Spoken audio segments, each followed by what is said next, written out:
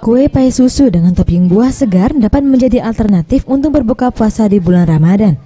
Karena kue yang terbuat dari tepung terigu, telur dan campuran susu ini pas sekali sebab serat pada buah baik untuk kesehatan.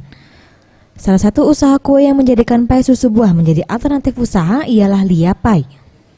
Lia yang juga PNS ditemui di kediamannya di kawasan Demang mengatakan, awal usaha pai susu buah di tahun 2013, ketika anaknya suka sekali makan pai.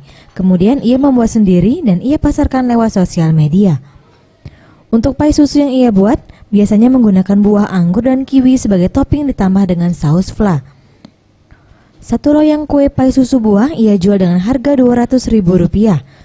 Untuk ukuran sedang dengan Rp300.000, untuk ukuran besar dan Rp75.000 untuk pai kecil yang dijual per toples. Biasanya ia dapat meraih omset Rp10 juta saat Ramadan tahun lalu. Ia kebanjiran pesanan sehingga dapat meraih omset Rp25 juta. Lumayan sih, kalau untuk sekarang aku belum menghitung berapa banyak orang, tapi sudah aku tampung gitu loh. Udah berapa? Kurang lebih mungkin 75 orang pelanggan. Itu omsetnya berapa per bulan? Kalau tahun kemarin itu aku bisa mendapat duit sebesar 25 juta untuk Idul Fitri ya.